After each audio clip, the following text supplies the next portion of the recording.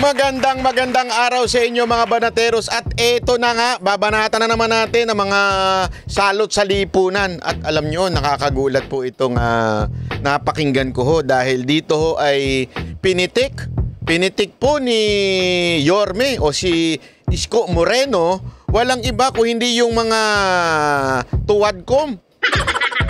Totoo ba yan, Manat Bay? Oo, isa sa mga membro ng ASO ni Tambi ay binanatan po ni Yorme. Binanatan niya po at tila kinampihan niya po dito si Pangulong Duterte at yung mga sinasabi ni Pangulong Duterte sa sa taong bayan, which is unahin muna ang taong bayan, wag unahin ang politika. Eto ho, pakinggan po natin si Yorme ha, tingnan po natin ha yung kanya sinabi at tingnan nga natin kung may katotohanan o hindi totoo yung sinasabi niya. Okay, pasok ha Yorme, pasok. Straight! No. Total, si Chihuahua, anong ginawa? Puro imbestiga. Si Chihuahua daw walang ginawa kung hindi mag-imbestiga ng mag-imbestiga. Di ba? Alam naman po natin yan. Sino po ba yung si Chihuahua? Ewan ko. Basta doon sa video na nakuhanan ko, diyan kay Copars Vlog. Yan ha. Maraming salamat po dito kay Copars Vlog. Siya po ang kinuha natin yung video at siya naman po'y pumayag na tayo po ay mag-react. Maraming salamat po yung mga Isko-nyan na vlogger na sumusunod do kay Isko Moreno at ang kanyang team. Maraming salamat po. Huwag niyo pong kakalimutan si Madam Mocha sa District 3 ha. May ganun, may pahabol. Hindi. Maraming salamat po at yan po ay ako naniniwala ako dyan mga kusa po yan. Wala po yung bayad at yan po ay talaga namang nagtsatsaga lamang sumunod dahil naniniwala sila sa Team Yorme o yung Yorme's Choice, ika nga. Tuloy natin ha. Hindi totoo lang. Ako naman Ako mas gusto ko servisyo. Mas gusto daw niya serbisyo, hindi yung tahol ng tahol. Tahol ng tahol. Sorry. Mali. Hindi. Kasi kayo naman, no? Gago! Hindi. Wait! Chotomate.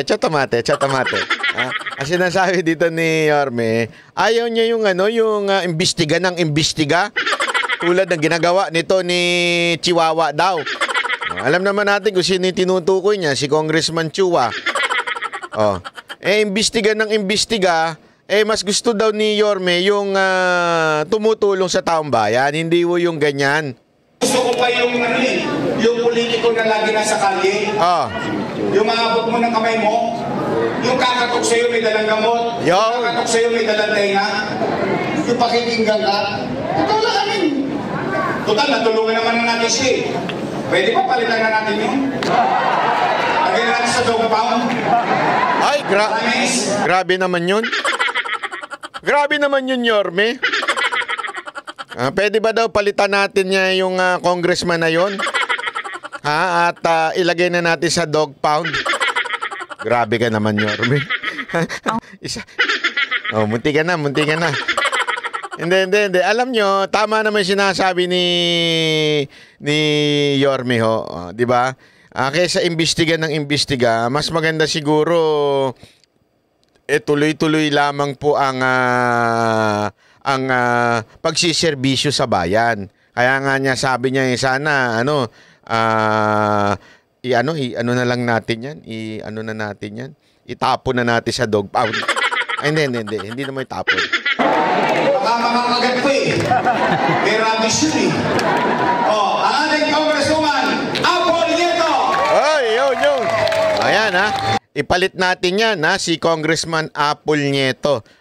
Hindi, alam mo, walang biro Yan nung si Congressman Apple Nieto kasi niya, napakasipag at saka alam nyo, ito chismis lang Hindi, pero legit. Kasi alam mo naman, nakakausap tayo ni Mocha, nagkasama tayo nitong nakaraan sa Japan, nagkikwento siya tungkol sa Yorme's Choice. Alam mo, sabi niya talaga, sabi ni Mocha, ito daw si Apple Nieto, napakabait daw nito. Napakabait at saka napaka-humble, ika nga. At higit sa lahat daw, alam mo kung ano sinasabi? Ay grabe, sobrang sipag daw. Sabi ko, yan ang dapat na congressman. Di ba? Yan ang dapat maging congresswoman talaga ito. Mapalitan na puto si... Kasi yung iba, masipag lang kumahol. Hindi, totoo. Ito, mga kababae, linawin natin ha. Pag sinabi natin kumahol, mag-ingay, ika nga. Oh. Tila gano'n ang ginagawa ho ni Congressman Chua. Mantakin mo mga kababayan, congressman ka ng Maynila. 'Di ba? Congressman ka ng Maynila, pero ang focus mo, si VP Sara Duterte. Banatan ng banatan si VP Sara Duterte, siraan na siraan diyan sa committee mo. Tama, mali? Oh, tama ba 'yun? Hindi, eto mga kababayan, kayo po mga taga District 3 ang nagpapasahod ho dyan. Kayo po ang naglagay sa kanya sa posisyon para sana i-representa kayo. Kaya nga congressman yan, representative ng district nyo pambihira, kaysa na i-representa kayo, ano ginagawa? Sumisip-sip doon sa kanilang amo. Na sino? Si Tambi. Kasi alam naman po natin, wag na ho tayo magtarantaduhan, wag na ho tayo maglokohan. Alam naman po natin na may ambisyon pong maging susunod na Pangulo itong si Romualdez. Kaya naman, todo-todo ang paninira kay VP Sara Duterte, which is yung number 1 na pagdating sa pagiging presidente sa 2028. Tama, mali? So ngayon, todo-todo ho ang paninirang ginagawa ho nitong kampo ho ni Tambi at itong mga napapag-utusan, yung mga nasa baba. Mantakin mo. Dapat, di ba, ang trabaho ng isang representative o isang congressman ay dapat po yung distrito niya inaasikaso niya. Mamaya, papakita ko sa inyo kung paano napabayaan ng Maynila. Papakita ko sa inyo. Baka akala ninyo wala tayong ebidensya. Meron! May ebidensya po tayo na talagang malala na po nangyayari sa Maynila. Antindi po niyan. Baka akala ninyo wala tayong ebidensya. Meron. Unya. Mga taga-tres. Ngayon, bakit sila nagagalit sa akin? Lalo na yung congressman yung si Chihuahua. Ay! Maliit na aso, sila laki ng bibig ang buhaya ang bibig. Hindi, tingnan ninyo, bakit ba sila nangangamba? Sa totoo lang may real talk lang tayo na real talk lang. Ngayon, kung ikaw ay naging mabuti sa iyong tungkulin. Sandali. I think mali ata yun na ilagay natin. Dali, chotomate. Wait lang. Tama naman Wait Ayun, napunta pala. Mali. Ito dapat pala yung video na ginamit ko. Pasensya na. Ito. Pasensya na. Wait lang. Ito. Kasi lininawan natin yung audio para mas maganda ang audio po. Ito, medyo nilinis po natin yung video. Yan Ito, chotomate. Wait lang. Ito. Ayan, pasok. Total, si Chihuahua, wala nang ginawa. Puro imbestiga. Di totoo lang. Ako naman Ako mas gusto ko salvation. Mas gusto ko pa yung yung politiko na lagi nasa kalye.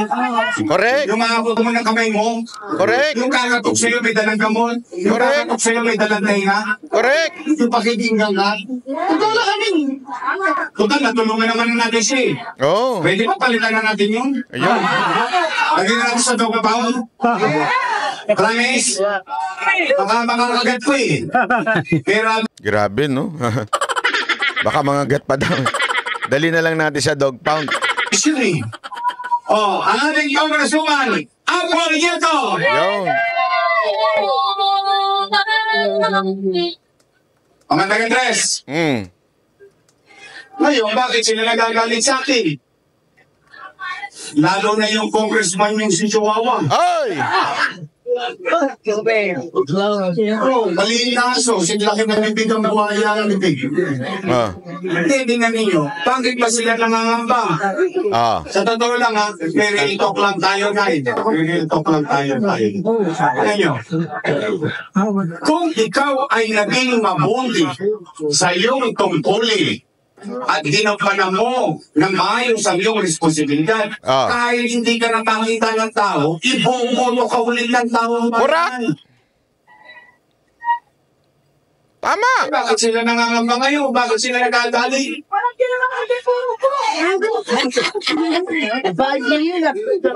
Tingnan ninyo, taong bayan na sumisigaw, bumalik na. Sila sumigaw, wala na babalik! Napanood niyo ba yun? Nasigawan ako eh. Nagulat ako, tungtong ka naman yun. Hindi ka nagulat ako. Bakit sila nangangamba? Bakit nila pinangungunahan ang desisyon ng taong bayan? Yun. Bakit? Sila ba may-ari ng pwesto na yan? Ayun, yun kasi yan eh. Napaka-importante. Bakit ba sila nagagalit na tumatakbo si Yorme? Pinabayaan ninyo ang Maynila. Mamaya papakita natin kung paano nila pinabayaan ang Maynila. Diba ho? Pinabayaan naman talaga nila. Bumagsak ang Maynila. Ngayon, ayaw na nilang tumakbo si Yorme. Hindi naman po aagawin yung posisyon. Siya po itatakbo. At ang mga Pilipino ang pipili kung sila po ba ay nag-perform ng maayos bilang mga public official? Sila po ba ay ginanap nila ang kanilang trabaho?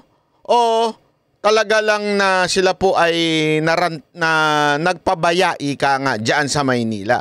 Hayaan nyo ang taong bayan ng Maynila ang mamili kung sino dapat iboto, hindi yung kayo.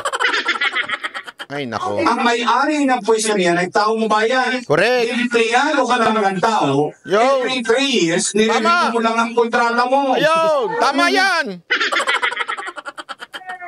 Matapos ang kontrata mo ng 3 years, pabalik ka sa tao. Magpamarinyo ka. Pag nirinyo ka ng tao, another 3 years. After 3 years, expired ulit ang kontrata mo. Harap ka ulit sa tao. After 9 years, kapag naging mabuti ka, ipopromote ka pa ng taong bayan. Ngayon, parang sila na may-ari ng pwesto, wala na raw babalik.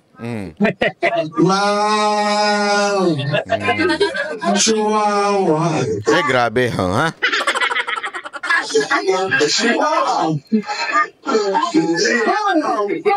Hindi luma. Tingnan ninyo. Sige. Talakayin natin ng konti. Ano ba pinangangamba nila? Dapat, ang sinasabi na lang nila, ano ang ginawa ninyo ng 3 taon? Yun. Report ka sa taong bayan. Ayun. Pero pagdating ng araw ng paghuhukom, Yun. ang taong bayan magtatala na sa listahan kung sino ang gusto niyang mamuno sa kanyang pamayanan. Ayun. Tingnan ninyo. Wawaglit lang ako na pala. Binago-bago na nila. Tingnan. Tayo ba lahat ang akala ba natin? Ito ba ang akala natin? Kaya natin sila binoto dahil kung ano yung nasimulan natin, itutuloy na lang nila. Tama mali? Tama. Takin mo, ha? Parang kay Duterte talaga. Itutuloy nyo na nga lang. Hindi yung aagawin, ha? Magkaiba yun. Kasi meron yung yung kunwari itutuloy. Tapos pinalitan yung build. Pinalitan ng ibang pangalan para pagka natapos yung mga proyektong ginawa ni Pangulong Duterte, aangkinin. Iba naman yun, iba yun. Ito naman, literal. Ha? Literal po na hindi pinagpatuloy yung sinimula ni Isko Moreno. Hindi ko pinagpatuloy ng pamahalaan ni Lacuna at saka yung mga bata niyang si Chihuahua. At 3 taon pa lang ako nawawala dito, ang dami na nilang binago. Una-muna, senior citizen. Saan ba senior citizen? Sige.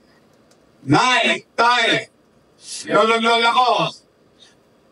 Yung iba sa inyo dito, inabot pa si Mayor Lacson. O bilyan ka sa lang. Pagkatsi. O yan. Ano yung ibig sabihin? Sa hinaba-haba ng panahon ng pamumuhay ninyo sa Maynila, marami nang nagdaang mayor. For the first time in history, bumoto kayo ng batang mayor.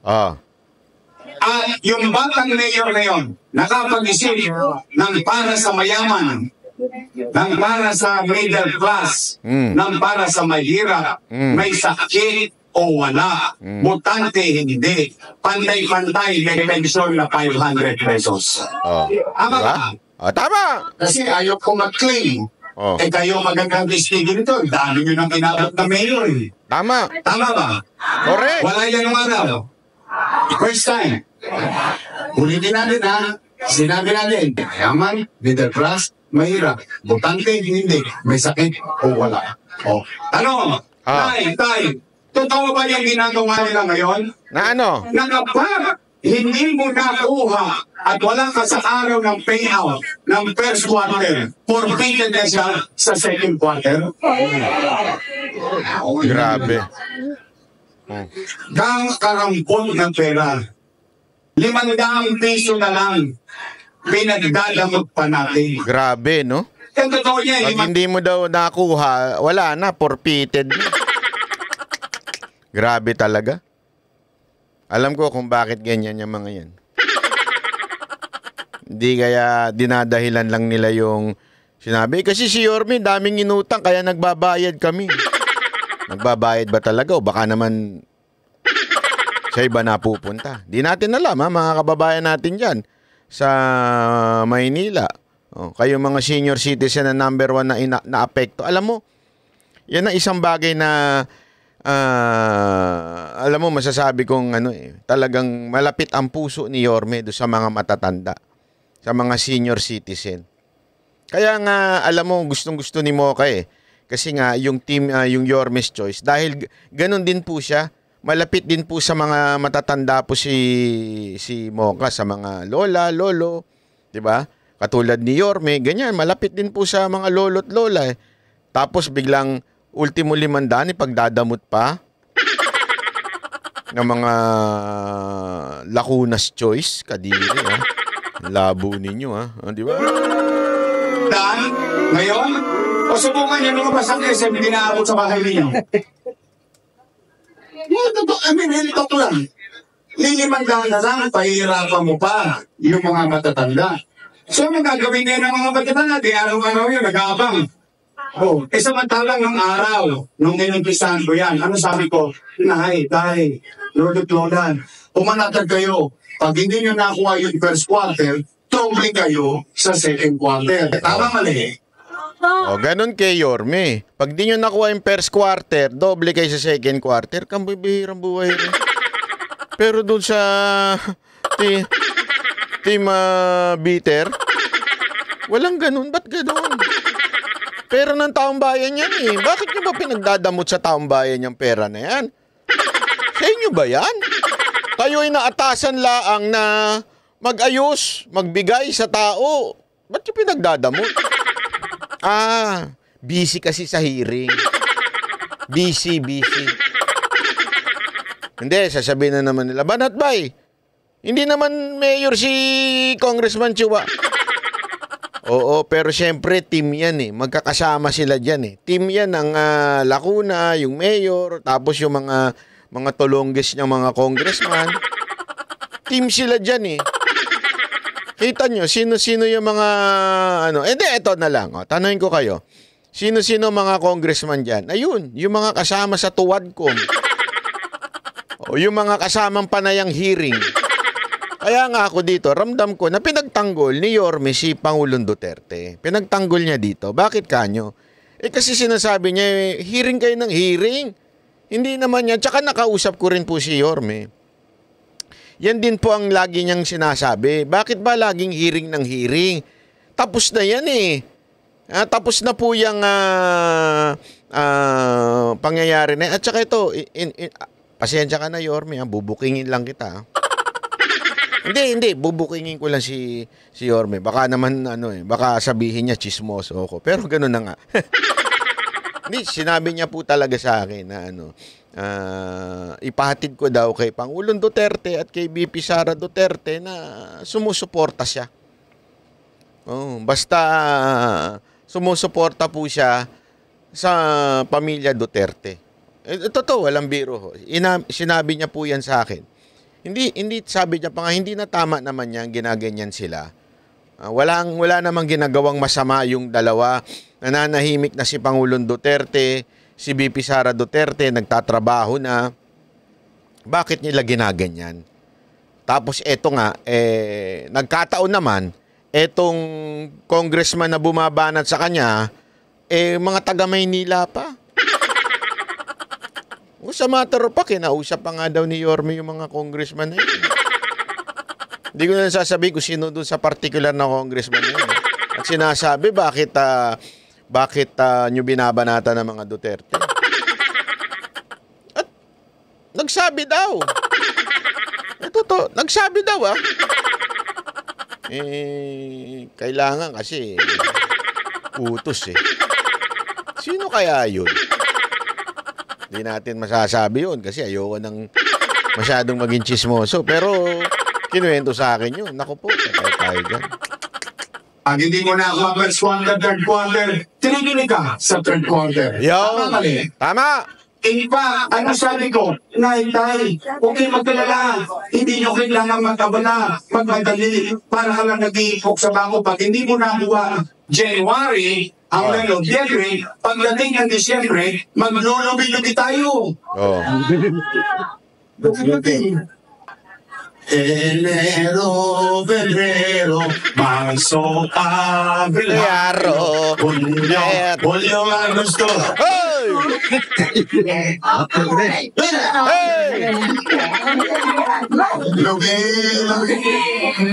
Ganado kayo. Ayan po yung sinabi ni Yorme. At ito, ipapakita ko sa inyo Ipapakita ko sa inyo kung anong nangyari sa 3 taon ng Team Lacuna. Ito po ang nangyari sa 3 taon ng Team Lacuna. Magkakasama po yan si Mayor Lacuna, yung kanyang vice na mayor na panay ngiti lang ang ginagawa. Yung mga congressman niya na walang inatupag kung hindi siraan ng mga Duterte. Ano naging resulta? Ito po. Yan po ang naging resulta. Manila rank as a Southeast Asia's most dangerous city. Grabe. Mantakin mo tayo. Ako nakapunta na ako dyan sa Kuala Lumpur. Nakapunta na rin ako dyan sa Phnom Penh, Cambodia. Dyan sa Jakarta, hindi pa ako nakapunta dyan. Dyan sa Johor Bahru ng Malaysia, napuntahan ko na rin yan.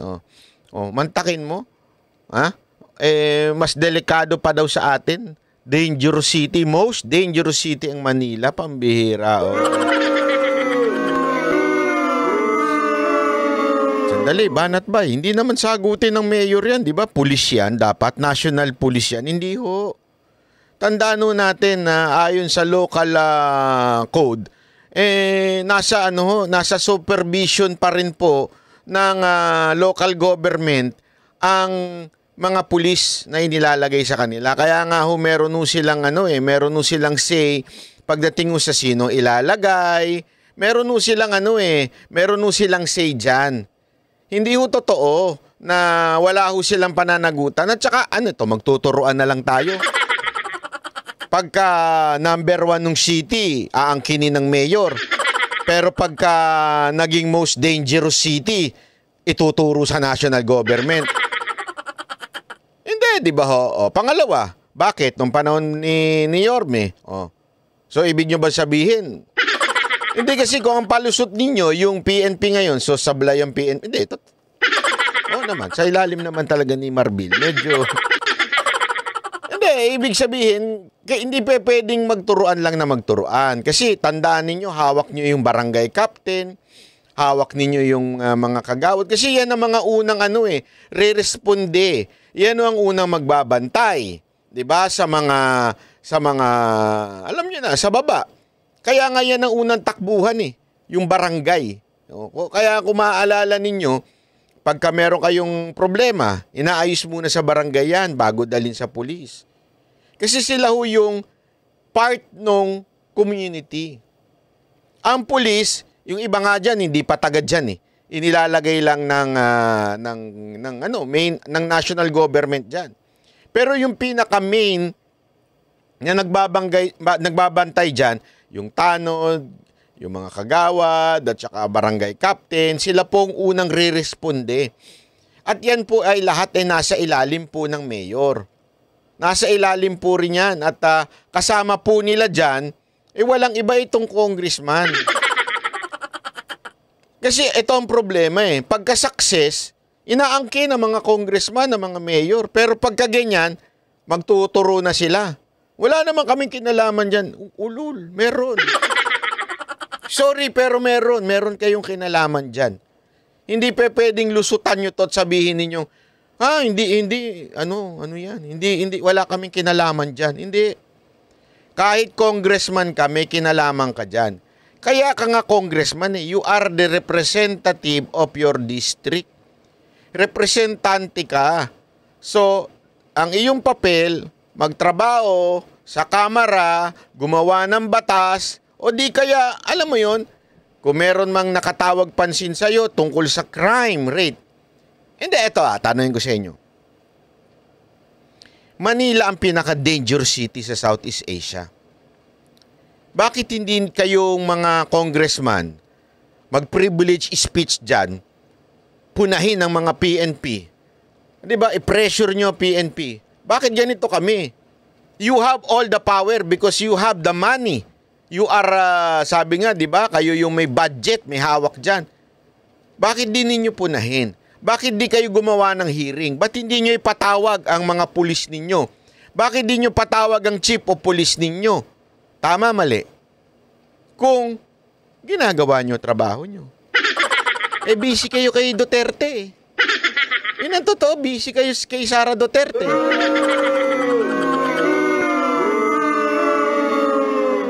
Kasi yun ba utos ng pinuno ninyo? Siraan ng mga Duterte?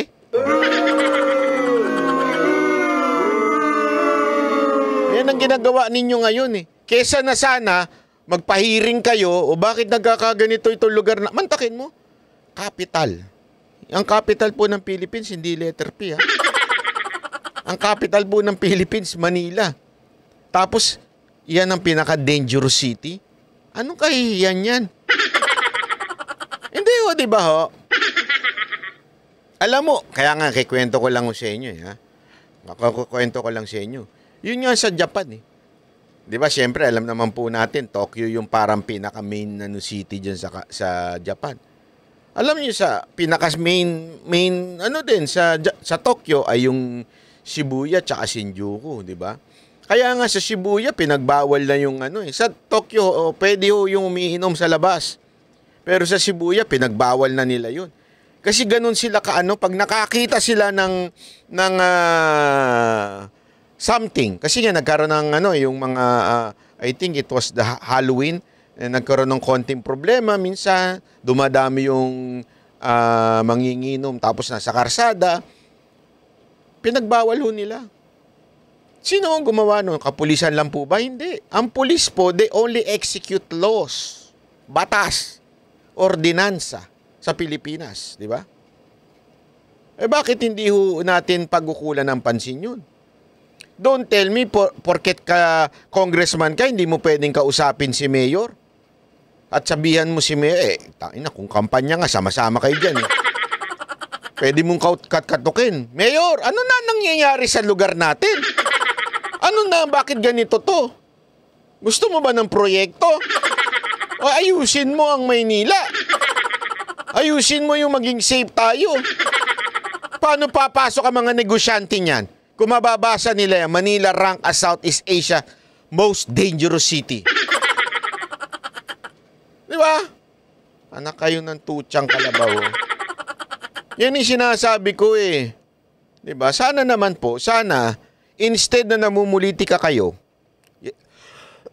excuse me po, kesa siguro naalala ako ni Chua. Sandali lang, inom lang ako. Ayan. Kesa na namumulitak ka kayo, sana man lang asikasuhin na ninyo yung problema. Akala nyo yan lang. Wait. Tomate, there is more. Wait, there is more. Ito pa, Sino po ba ang, at least dito, diyan, number 1 na Maynila? Dito sa susunod, hindi na number 1 na Maynila. Nasa panghuli na. Uy, palakpakan, palakpakan. Kaya lang, nasa huling, ayan, nasa huli. Na paglago ng ekonomiya.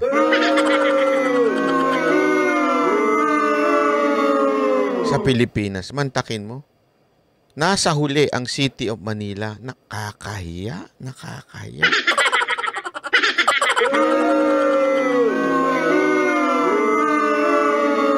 Ang lala nyo talaga, Maynila. Kayo na ang pinaka-dangerous city sa Southeast Asia. Kayo pa ngayon ang pinaka hindi nag-grow na city sa sa NCR. Ano ho bang katarantaduhan yung ginagawa niyo diyan?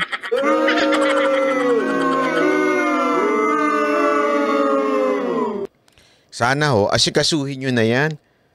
Alam niyo kung bakit? Kasi don't tell me magpapalusot na naman kayo diyan. Sasabihin niyo hindi naman namin cargo 'yan National government 'yan. Wag ganoon. Kung magpapalusot lang pala kayo magpapalusot, bumaba na lang kayo sa mga pwesto ninyo. 'Di ba? Bumaba na lang kayo sa mga pwesto ninyo. Ako na. Hindi pala ako. I mean, palitan na ng your Miss Choice. Hindi, kaya nga alam nyo mga kababayan, importante ho Ito, linawin natin. Napaka-importante, pag kayo ay boboto kay Yorme, ang iboto nyo yung buong team niya. Kasi sigurado ko, alam ko nang mangyayari pag hindi nyo binoto yung team ni Yorme. Ang inilagay nyo dyan yung mga nasa team pa ni Lacuna. Sigurado ko.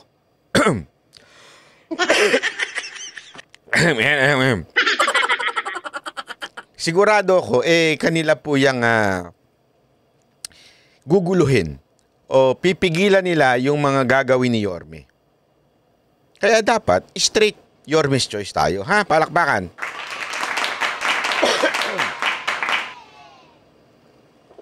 Sorry naman.